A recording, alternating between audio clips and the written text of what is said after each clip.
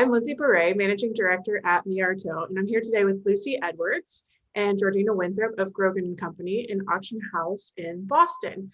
They're here today to tell you everything that you would like to know about buying and selling at auction.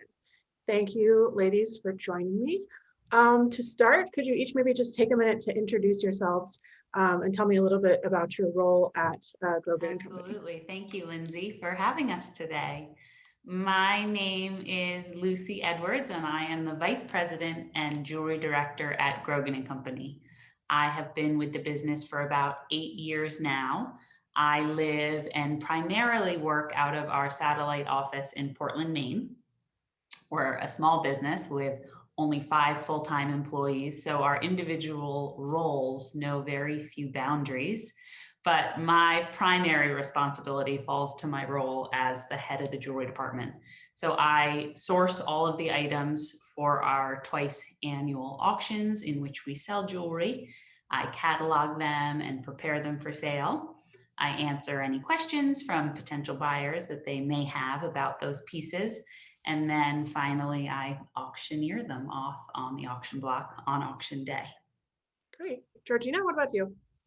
And so my name is Georgina Winthrop. I am the fine art director, so sort of Lucy's counterpart on the other side of the business. I majored in art history, and so it's sort of a dream come true to get to handle these objects every day. Like Lucy, I'm on the road finding the items, researching them, cataloging them, sort of preparing to bring them to market in the best way possible. I joined Grogan and Company almost 7 years ago now, and it's been so fun to work with Lucy and see our growth. That's great. So I mean, it sounds to me like your your so-called average day it maybe varies from day to day, especially being on such a small team and needing to wear so many hats. But could you, just walk us through what an average day for you at work is usually like? What kind of tasks do you do? What are your responsibilities and so on? Absolutely. So one of the things that I think is very interesting about the auction industry is how cyclical it is. So you can really break the year down into these components. If you're seeking consignments for a sale, and so an average day there is very much doing outreach to clients we know who are getting ready to sell, fielding inquiries, that sort of thing. Bringing the items to the gallery, as I said, researching, cataloging, that's for fine art quite a physical process of measuring, closely examining the works. But then once we've sort of curated and collected the items for auction, the daily routine changes quite a bit because we've brought the works to market, the print catalog has gone out, the items are listed online, and then we're fielding a different kind of inquiry where it's buyers who are talking to us and wanting to know sort of everything we've learned, especially with the pandemic, few people can come in person. And so our photos, just our commentary, FaceTiming with clients, that sort of thing. So I'd say the current that runs throughout the whole sales cycle is just how focused we are on our clients. It's really, yes, it's about the objects, but more than anything, it's about the relationships we build with our buyers and sellers. Okay, great. Lucy, let's hear from you now. What do you love most about working for an auction house? Georgina's touched on this a bit already, but I think that the exposure that we have to fine objects in the auction business is really unparalleled by any other field in the art world. I grew up in the business. So actually Grogan and Company was founded by my dad about 34 years ago now. And growing up, I was really determined to do anything but work in the auction business. So I traveled and studied far and wide. I worked in many different fields before ultimately landing at my family's business. And I attribute that to the experience and opportunity to work with these objects. And for me, the process of bringing an item to the auction market is really among the most gratifying and rewarding experiences. And I think it's because that act of stewarding a tangible object from the seller to the buyer in order to preserve its deserving place in history never gets old for me. And many of these objects that we are lucky enough to sell have been maybe sitting in a safe deposit box for a couple generations in the case of jewelry, or have been in storage in the case of paintings.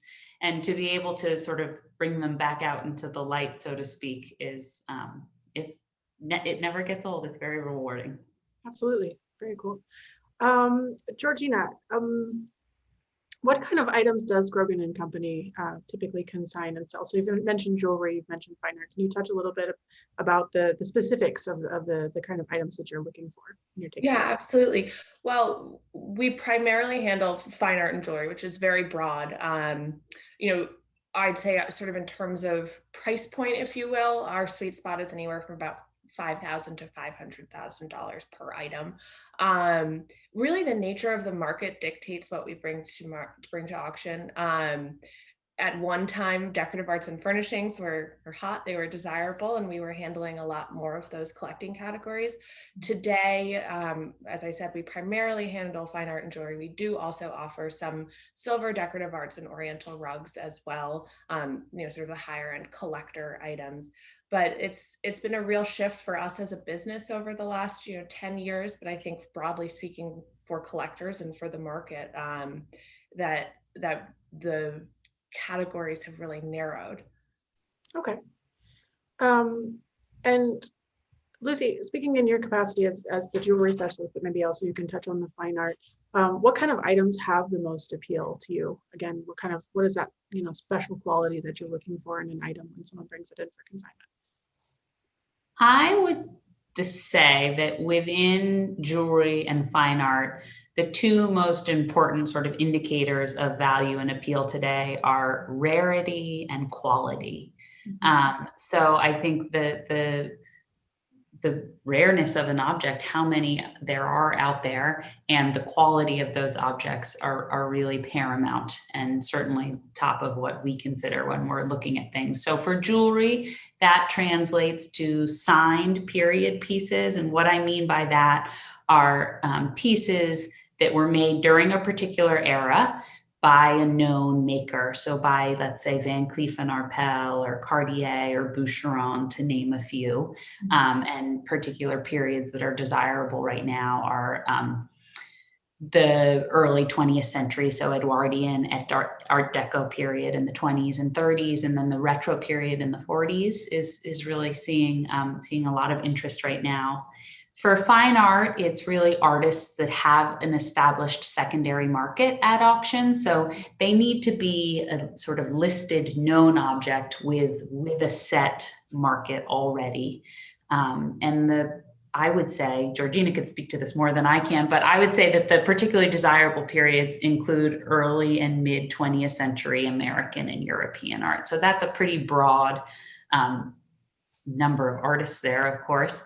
But that, broadly speaking, is really where the market is right now.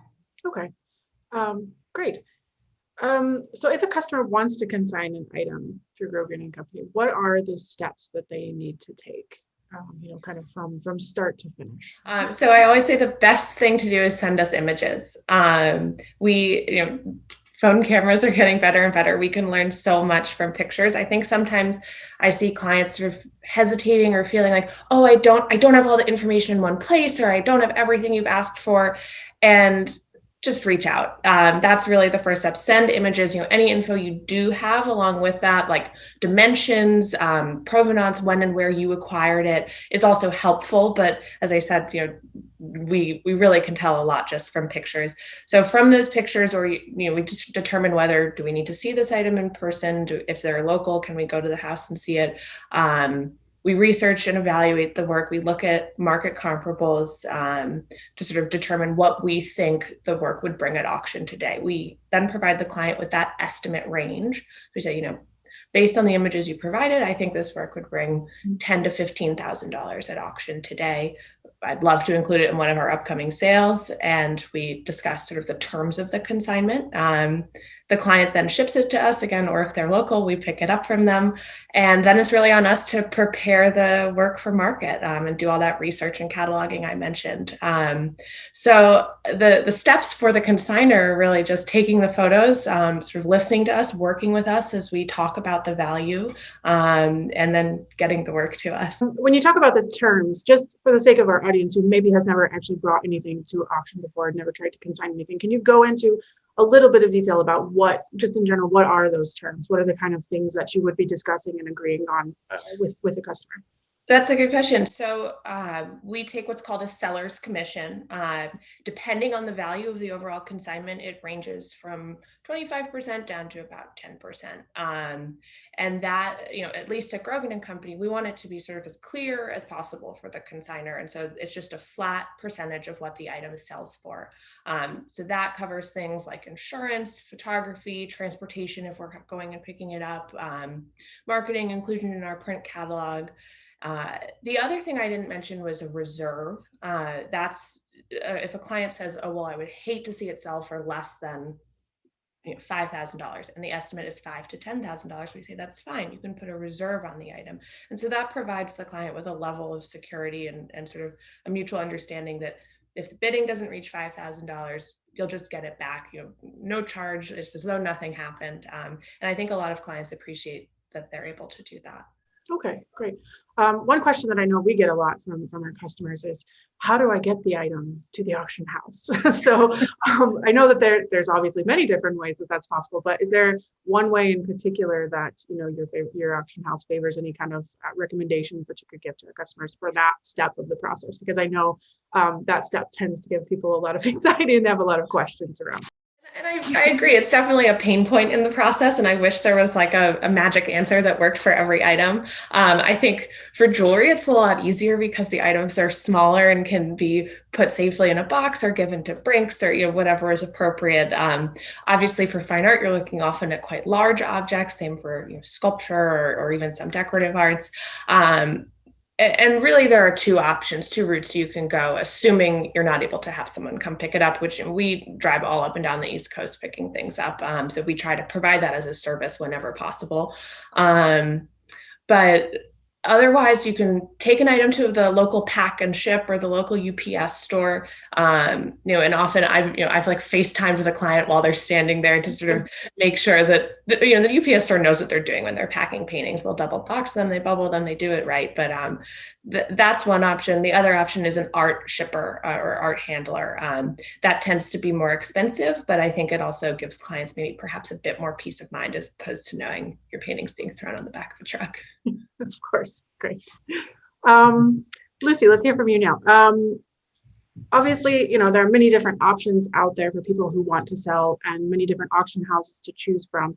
What are the specific benefits from your perspective of a customer, of a client, consigning their work of art or their item of jewelry with Grogan and Company? Grogan and Company is a small, high-end boutique auction house.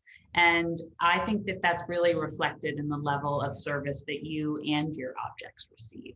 So we really do intentionally limit ourselves to 2 major sales a year, which works out to be, I'd say, about 1,000 objects overall. Each of our sales contain about 500 lots. So we dedicate our entire year to, let's say, this number of 1,000 objects, and that allows us to spend much more time cataloging and marketing these objects in each sale. And we see that that translates to more exposure and ultimately a higher selling price.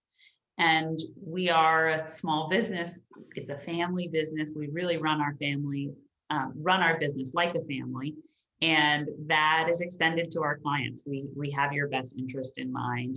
And you really will hear from a department director if you are consigning your painting or your piece of jewelry to an auction. You will be working with Georgina, or you'll be working with me. You're not going to be working with an administrator who's going to be the go-between.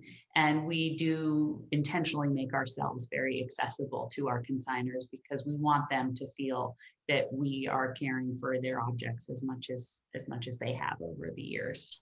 Okay. And Georgina, kind of going back to the process and the steps that you take, we talked a lot about consignment and getting the item to you through literally actually shipping the item to you. What happens once you have the object? What kind of steps and what are the necessary processes on your end to get an item ready to sell at auction? So our goal, and I love this concept that we're on the same team as the seller, and together with the seller, our goal is to bring the item to market in the best light possible and achieve the best price possible. And so everything we do from the time a work enters the gallery to when it sells on auction day is working towards that goal. So there's very concrete things like we photograph the item. We have a photographer who comes in, again, sort of in the pandemic world, photography is more important than ever because fewer and fewer people are able to attend the auction preview to see the items in person. Cataloging, so for fine art, for me, that's measuring the paintings, looking at how is it signed, what medium is it, that sort of thing. Doing condition reports is also very important. And then sort of the next level up from that is research, authentication. For Lucy with jewelry, sending items to the GIA or the AGL, the institutions that grade stones, to confirm where the origin of the stone or the quality of the diamond. And then from there, once we sort of have all our facts established, we also do write-ups. We really want to tell the story of these works. So that could be if there's a really interesting family history of where this painting has been, who owned it. If the family is willing to share that, we'll include that information in more detail. If this is the earliest landscape the artist ever painted, or the first stone that this jewelry designer worked on, or whatever it may be, we really like to take the time to tell that story because it's meaningful for the seller as they're sort of seeing this piece leave their family, but it's also meaningful for the buyer because it adds a level of interest. Mm-hmm. Absolutely. And in terms of marketing and getting people in the door to bid, well, or online, as it may be during the pandemic, especially, what sort of things are you doing to kind of advertise the items and get people excited about bidding on them? It's a real mix of very traditional advertising and trade publications, like the Newtown Bee is big here in the US, or the Antiques Trade Gazette, that sort of thing, both print and online with those kinds of publications. We list our sales on the various selling platforms like Invaluable Live Auctioneers and Bid Square, because they have tremendous reach. But at the end of the day, what we see is that buyers are really passionate and knowledgeable, and they're out there looking for things. And so whether they have lot alerts set up, whether they're already on our mailing list, they really do come to us. More and more, we're also stepping into the world of sort of 21st century marketing with like Instagram stories and IGTV. We've done a 3D walkthrough of the gallery, trying to stay abreast of, again, people not being able to come in person. So we're always trying to innovate and draw new buyers in, but at the same time, buyers are looking, they're actively seeking these items. Okay. While I have you here, what advice would you give to a first-time bidder? Because our customers, they really range. We have people that have just inherited something from their grandmother. They have no idea what they're doing. They just want to, to try to find a way to get the best price for it, from, someone who is a more experienced collector, someone who's interested in becoming a bit of a collector. So if someone is interested in coming in and bidding for the first time, or be it, at your auction house or online, what kind of advice would you give them for that first auction that they attend? Yeah. So I think we always say, if it weren't COVID, come to the auction and watch. I think from the buying side, and I'll let Lucy speak a little bit to the first-time consignor side as well, but for first-time buyers, auctions can seem inaccessible or sort of opaque, and there's a lot of mystery surrounding them.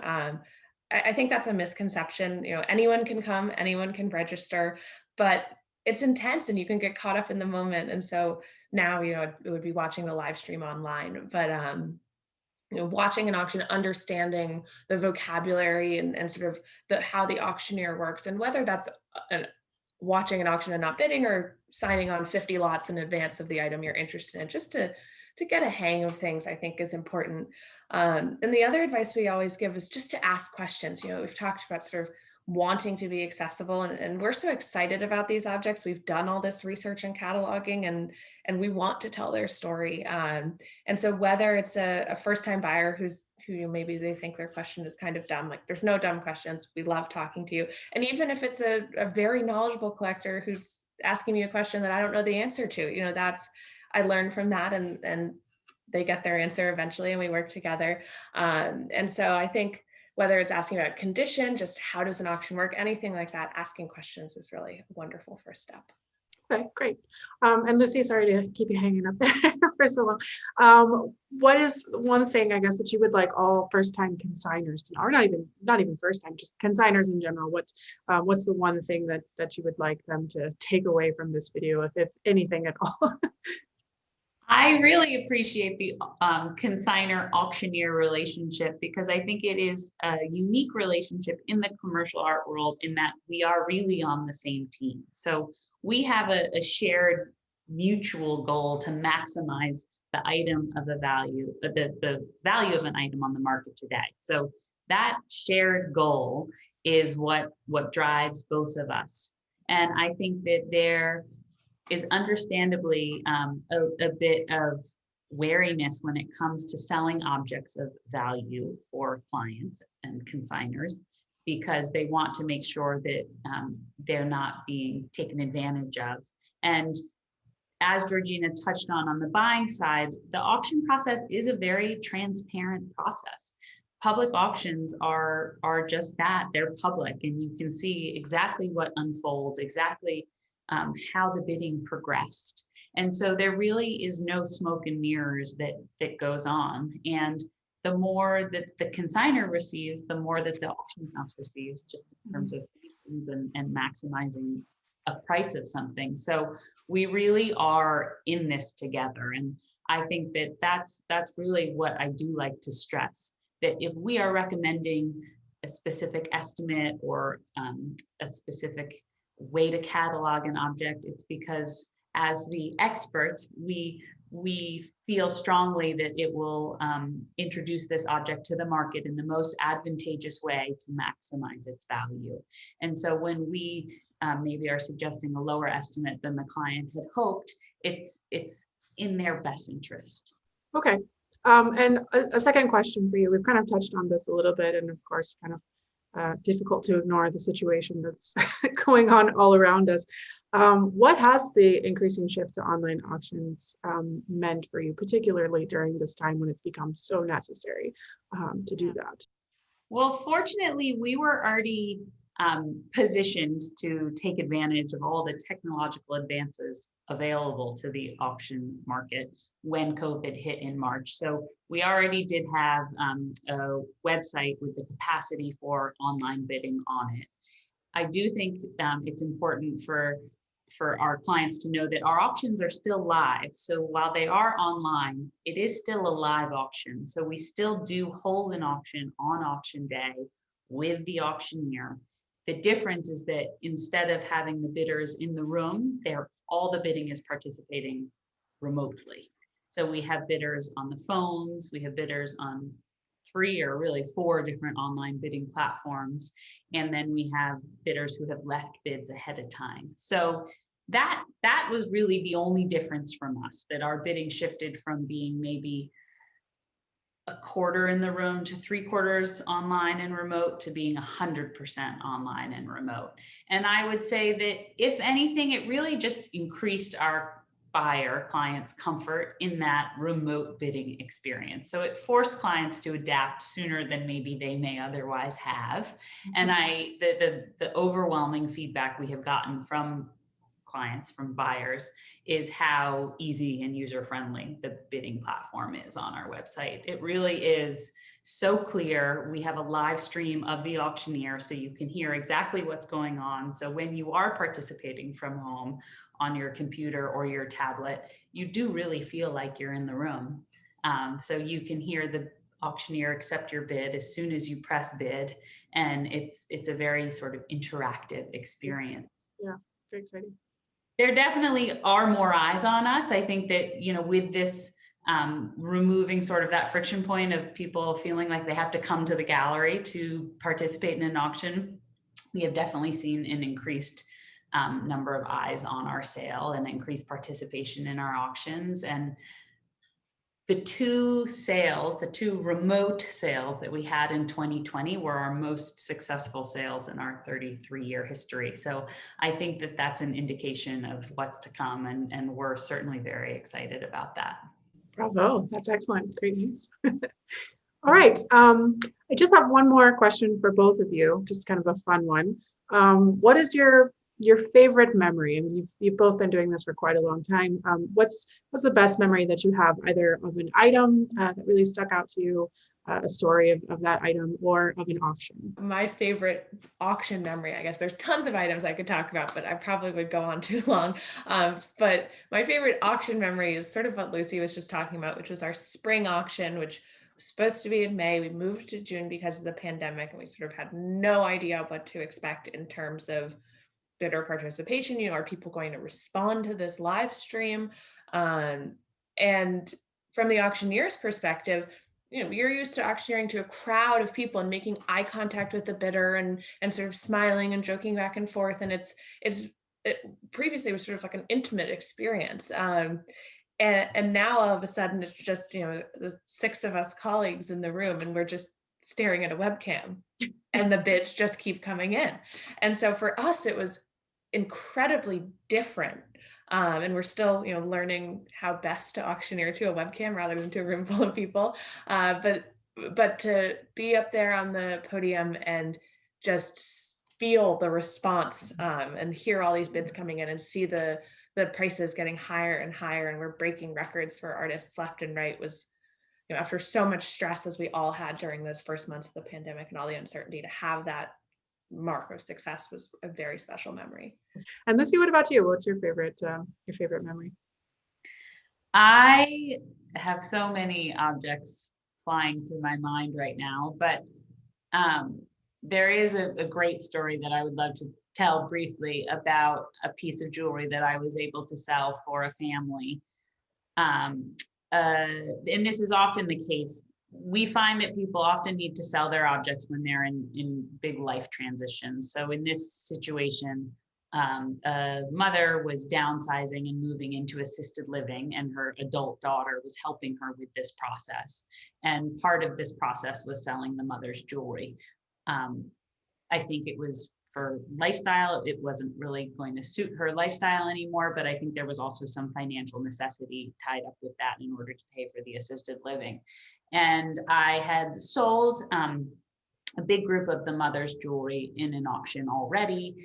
They were very nice pieces that had been in the safe deposit box. The family knew that they were there. The mother directed the daughter to the safe deposit box, and we had great success with the initial group of jewelry. And a couple months later, I got a call from the daughter again saying, I've cleaned out my mother's house. I have the jewelry box of costume jewelry that she kept in her home in the top drawer of her bureau. And before I drop it off at the church, donate it to the church for their annual yard sale, would you mind just quickly looking through it to make sure it is indeed all costume? And I said, of course, bring it by the gallery anytime this week. I'm there. And she came by one day, and I opened the box and went through it and was like, yep, costume, costume, costume. And then my eye sort of stopped on this brooch. And I was like, this piece isn't costume. This is actually a real platinum and diamond brooch. So I plucked it out of the pile of costume jewelry, and the daughter said, great, oh, I'm so glad I came by. Thank you so much. Will you just keep it and put it in your next auction? And, you can let me know what you think later, because we had a great relationship and she was on her way to finish her errands. So I said, great, no problem. I have the brooch. I'll let you know once I look into it a bit more. So off she went with the rest of the costume jewelry to the church to donate it. And I was sitting there with this beautiful diamond and platinum brooch.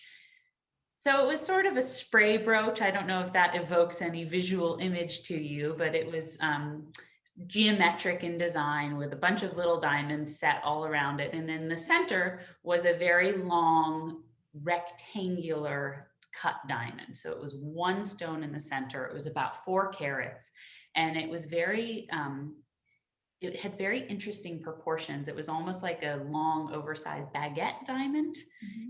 And I was looking at this diamond and just thinking how interesting it was that it would have been cut this way, because it wasn't necessarily desirable proportions or aesthetically pleasing proportions that you would typically see in an emerald cut rectangular diamond.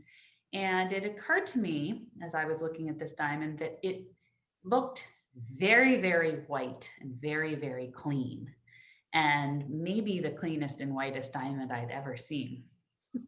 And so I didn't want to get my hopes up, but I did send it to the Gemological Institute of America in New York City, and they're where I did my training as a gemologist and are the industry standard for diamond grading. It is important as the auctioneer that we have a third party sort of look at important stones to give it their grade, because a buyer may not take my word for it as a seller. So we do always make sure to do that if it's an important stone. And long story short, it went to the GIA and it came back as a D color internally flawless diamond. So you may have heard of a D flawless diamond, which is really the highest quality you can have for a diamond. Oh, and diamond in her mom's box of costume jewelry was sitting there. No one in the family knew about it. The mother maybe never knew about it and she inherited it, or she'd forgotten that it was there. And it ended up selling for about $250,000 and was a game-changing amount of money for the mom and for the family. And that is just such a great full circle experience where it was a life-changing sale for them. And I was so happy that she brought that box of costume jewelry by for me to look at before she brought it to the church yard sale. Great catch. And wow, what a story. That's definitely inspiring to any of our customers who might have a box of costume jewelry at home. You never know. And we're happy to look at anything. And I know that I can speak for Georgina in saying this too. I think people are hesitant to send us pictures of things because they think it might not be valuable, but we look at things all day, every day. And you're much better off having us look than assuming that it's nothing. Taking it to the church. Well, thank you, ladies, so much. On behalf of the Mearto team and all of our customers and subscribers, we really appreciate the time that you've taken today to kind of explain the process and share some of your favorite stories. Yeah, thank you so much for joining us, and take care.